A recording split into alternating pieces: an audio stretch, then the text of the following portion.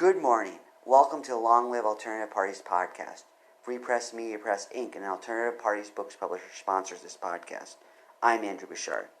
Welcome to Long Live Alternative Parties podcast. Today, friends, we have another exciting guest on our podcast. He lives in the city I live in, Austin. We're very close to each other in this interview. His name is Dan Eckam, and he's going to talk to us about his studies and writings about alternative parties. So welcome to the podcast, Dan. Well, thanks for having me, Andrew. Glad to be here. Dan, we're glad to have you. Let's get started by you kindly giving us an introduction to yourself, a brief biographical sketch. Sure. Well, I was born in New York State, but raised in Texas in the Dallas area, and came to Austin in the late 80s to go to college at UT. And I've lived here ever since.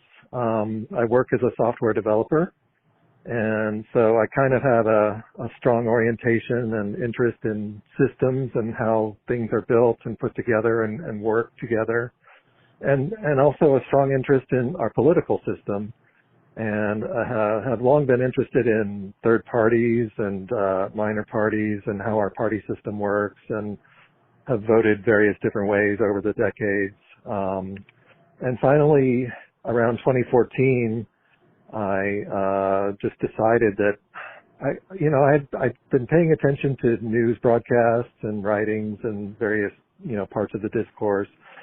And I didn't see a lot about the two-party system and how it was affecting us, and our politics. And I just thought things could be so much more functional than they are. And nobody really seems to be talking about this that much. So I just took it upon myself to do some research and write a book about it.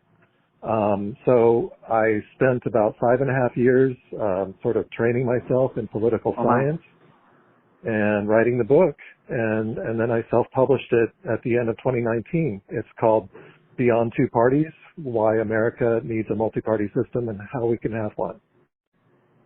Wow. Sounds like you put a lot of work and study into that book, 5 years.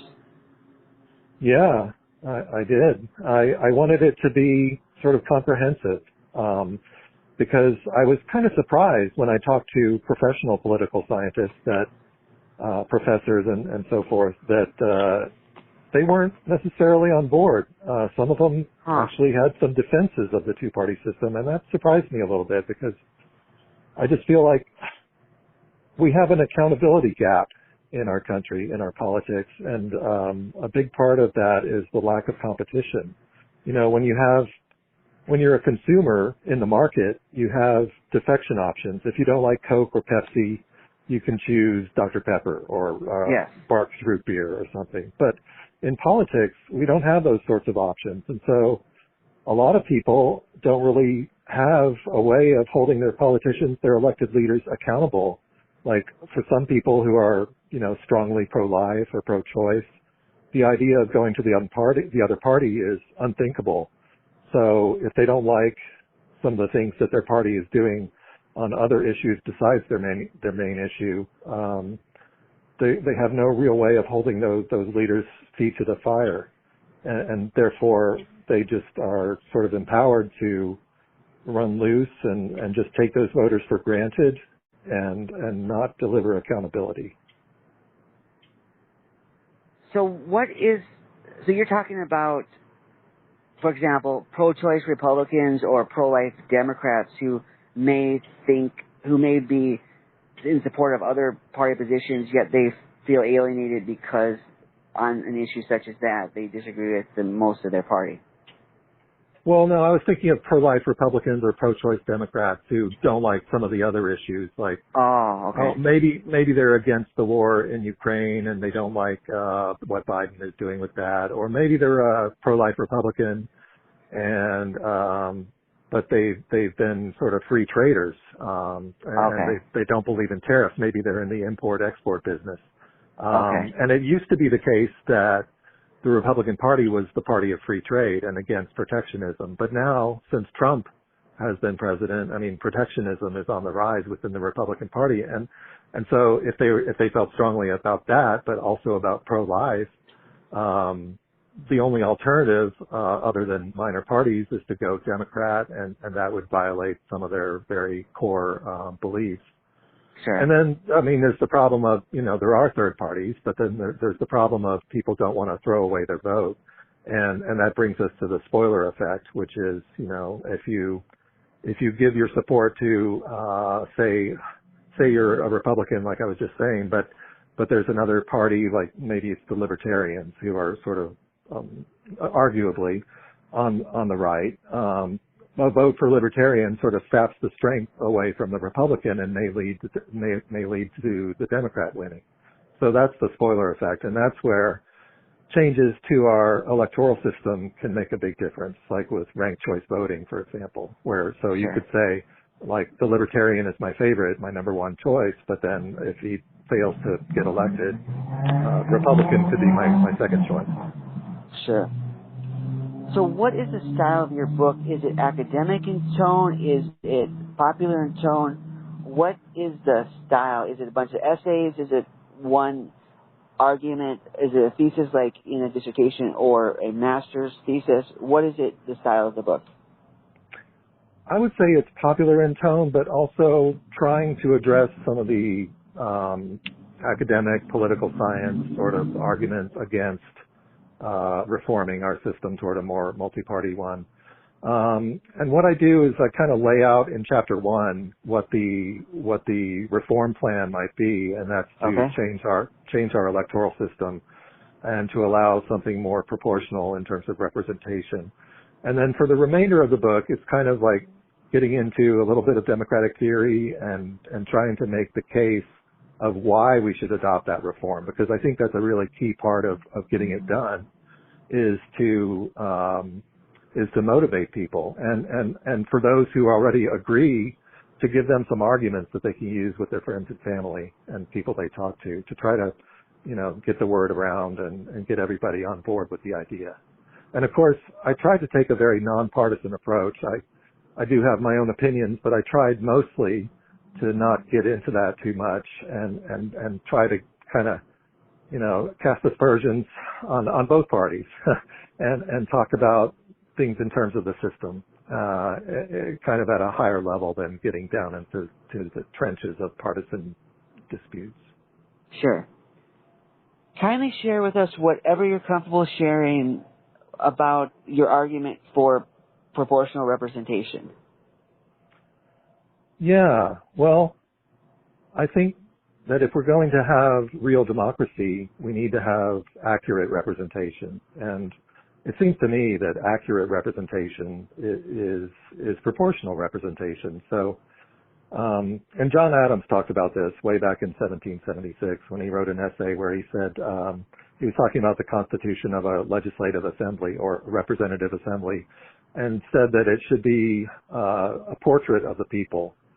So I take that to be a support of proportional representation, which I equate to accurate representation, which means that the strength of a sentiment about a certain issue within the population should have more or less the same strength in the representative assembly.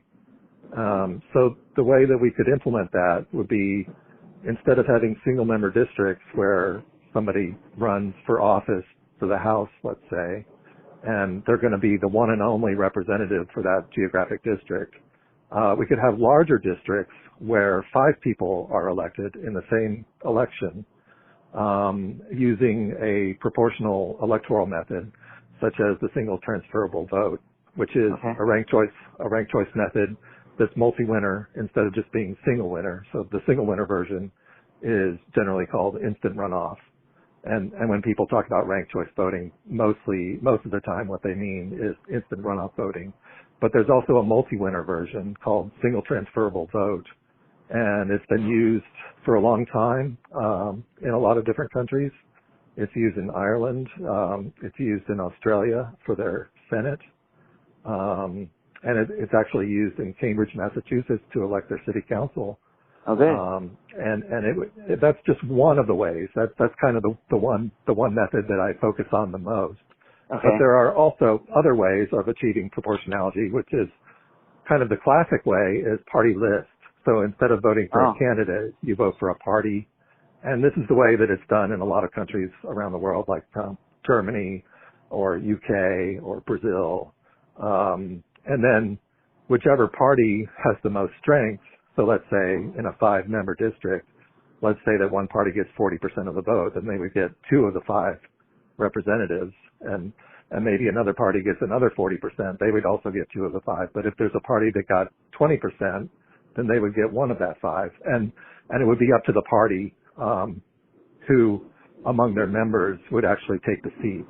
So, and they would probably publish that ahead of time so you would know, who you would be getting. It's sort of the leaders of the party. So whoever has advanced more professionally within the party ranks would be the first to be seated, and then maybe there's a second place person who's kind of coming up through the ranks. They would be, if you win 2 seats for that party, they would be the second to be seated.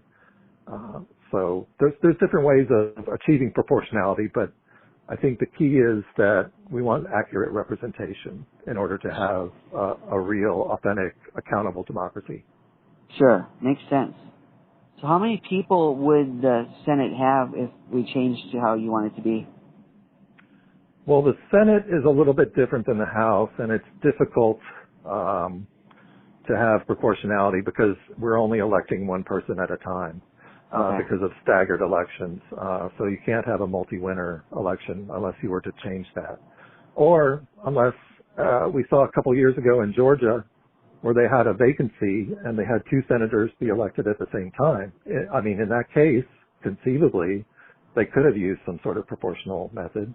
And they probably would have had 1 Democrat and 1 Republican, which, regardless of how you feel about those parties, would have been a more accurate representation of the makeup of that state politically. Sure. So I'm kind of focused mostly on the House. Okay. Because the House, you could do this without any constitutional amendment. And that's something that I really think is also a key part of the book, is that I focus on practical solutions. And of course, it's quite difficult to amend the Constitution. But this would not require any amendment. The Constitution leaves it up to the states to organize the methods of their elections. So the only thing that would need to be done on a federal level is to repeal a 1967 statute that requires single-member districts, and that would open the door to multi-member districts. And that's part of something that's called the Fair Representation Act, which has been introduced in Congress, but hasn't been voted on as far as I know. Okay. So then how many people would be in the House of Representatives if this reform came into practice? Well, it wouldn't have to change. So there could still be 435. Okay. But say Texas has something like 40 representatives, I think. I think it's something like that. So we have 40 different districts. If it's 40, let's just assume that it is. So instead of having 40 different single-member districts, we could have 8 districts, each one of them electing 5 representatives. Oh, okay. And then we keep the same number of representatives in the House. Now, some political scientists are arguing that we should have more people in the House, and that's a legitimate argument. I don't really necessarily have a position on that, but we could, or we could leave it the same. That's kind of independent of what I'm arguing for in terms of reform. Okay. So that might have been coming to place because the population grew far beyond what the founders could have ever expected, and thus it's less representative. Yet your solution transcends this. Yeah, it's kind of a separate argument. I mean, certainly there's some legitimacy, I think, to the idea that a representative should not have like 400,000 people that he's, answering to. That maybe it should be a smaller ratio than that. But that's kind of independent of what I'm arguing.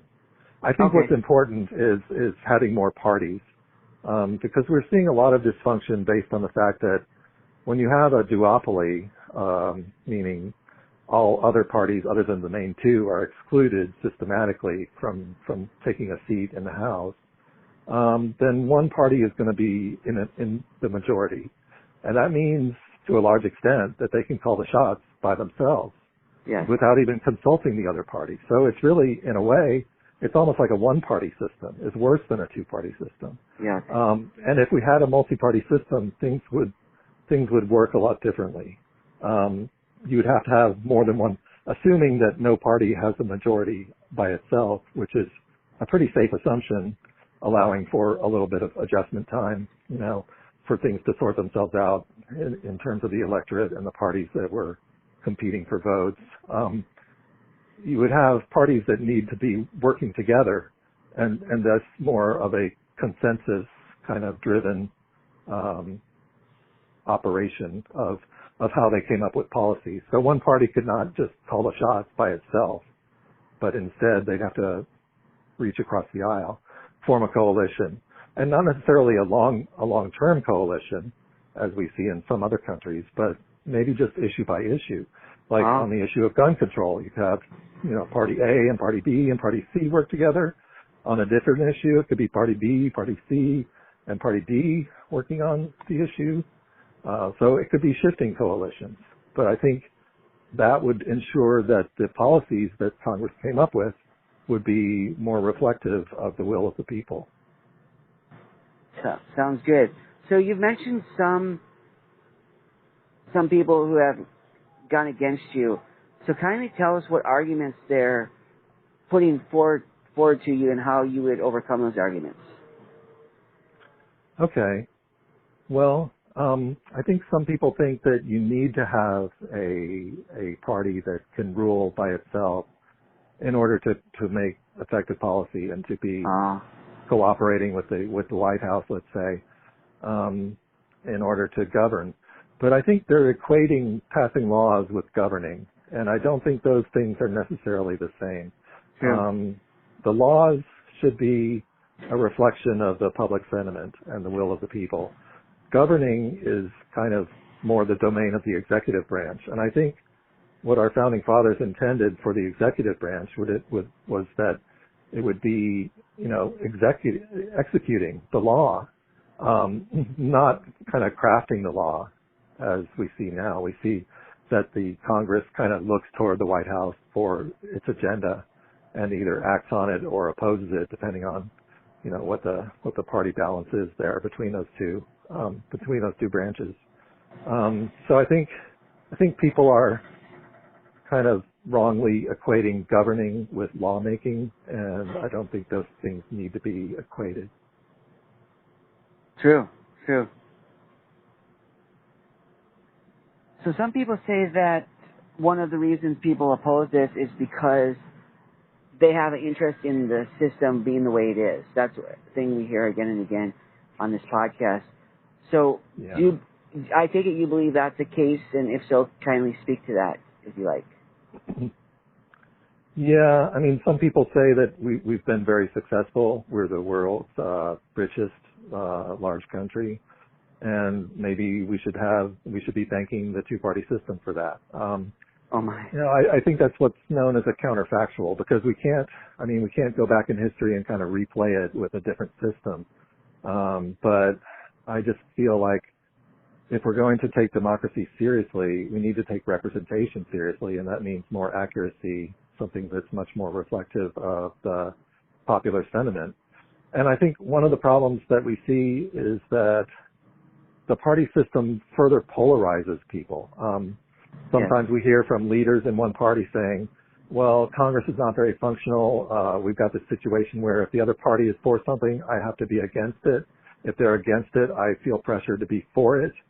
And it's just like, it's kind of this seesaw dynamic where, whatever they're for, I'm against.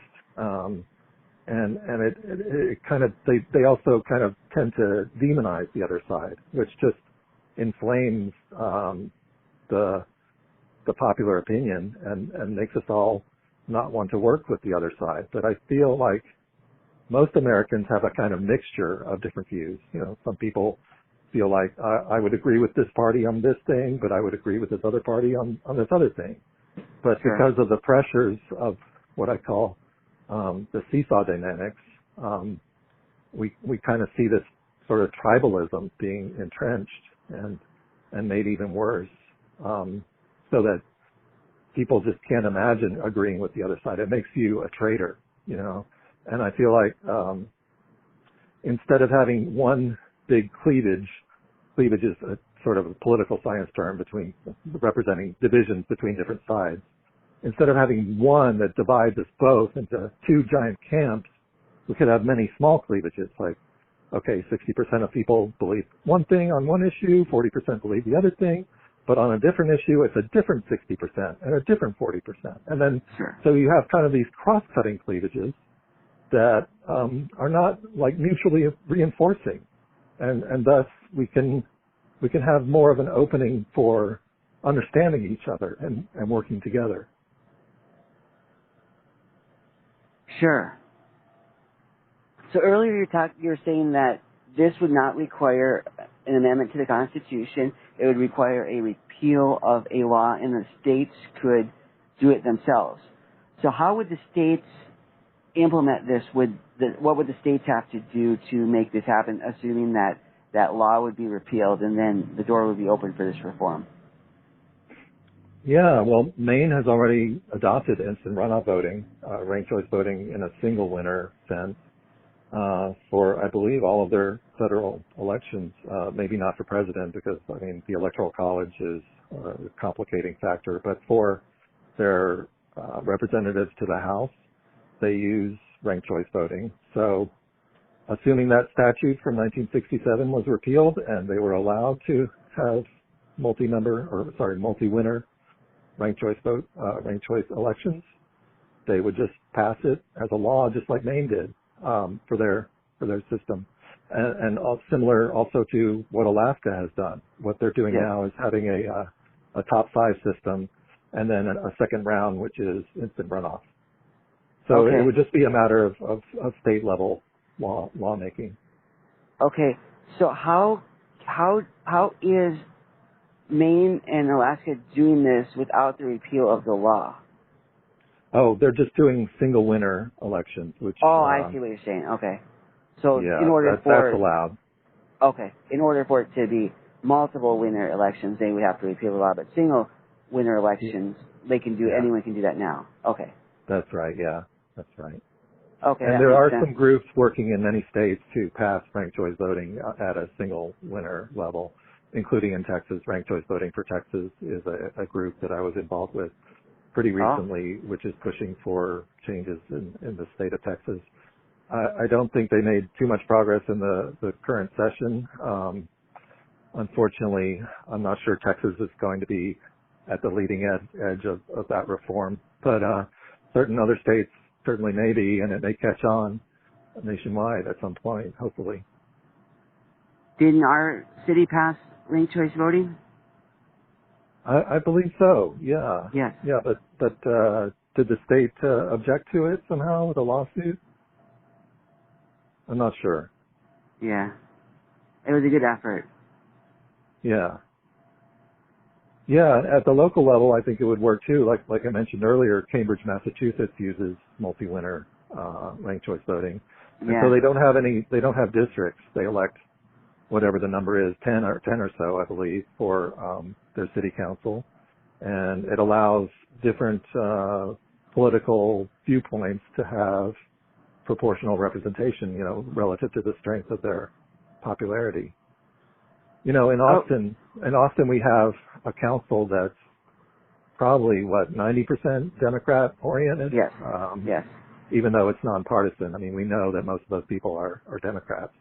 And it's fine. It's expected that it would be majority Democrat, but 90% is not actually that reflective of the city. The city is probably more like 70-30 or 65-35 or something. So I don't think we have accurate representation locally. So I could hear somebody objecting to this. They would say that if you have a pool of candidates running for office and you're electing among the pool and you're not electing them the old way, how would you counter that? Because they would say that certain areas of the city aren't going to be represented then. If it's not done geographically. Well, I would say, do we want neighborhood against neighborhood, or do we want different? At the end of the day, what the elected government is doing is setting policies. And so I think we should probably be focusing as voters on policies and what we want from that rather than what part of the city we live in. And so this system would ensure that the different policy orientations of the voting public would be represented in proportion to their strengths. And from there, you have the basis for, discussions and negotiations in the government and crafting policies that would be reflective and accountable for the citizens. Okay. So you would see the way it's done right now, based on geography, it would be a form of tribalism because it's pitting one area of the city against each other. Yeah, I think you could look at it that way. And there's another word, balkanization, which sometimes comes up, which is, different cities want different parts of the city each want, the most that they can grab for themselves in terms of resources. But I think we're one city, really, and we should probably think of ourselves that way and come up with policies that are reflective of the whole citizenry and implement those for the good of the whole city. Sure. So, Dan, where is the best place for people to get your book that gives you the most royalties? Well, the book is available in two formats, paperback and Kindle. Okay. The Kindle is, of course, only available through Amazon, and it goes for $6.99. The paperback goes for $13.99 and can also be found on Amazon or really anywhere that you can find paperback books. It has an ISBN and all that regular normal stuff for books, and so you're probably not going to find it on the shelf because it's print on demand. Okay. So normally you order it and then it takes a day or two probably to get printed and then get sent out. But Amazon.com or BN.com or Powell's or anywhere that you can find a book, you can order it. Great. So in addition to getting your book, are there other ways our audience can support you in your efforts? I would say, if you want to help out with ranked choice voting for Texas, that assuming you're in Texas, look them up. Or if you're not in Texas, look up ranked choice voting for your state. There probably is an organization. That would be one way to move the ball forward. You can follow me at Twitter, Dan Eckam, at Dan Eckam. I have a blog at daneckam.com, which I don't often write, but occasionally I do, and you can follow those blog posts. Just read the book and read other things and try to get educated about the reforms that we're pushing for and talk to your friends, be able to talk to your friends and family about it and spread the good word. All right, great. Yeah. Dan, we thank you for coming on the podcast today and talking about your exciting reform. Well, thanks for having me. All right, we wish you all the best selling your book and getting the word out about this important cause. Thank you. All right, take care and all the best. You too. Bye-bye. Bye now.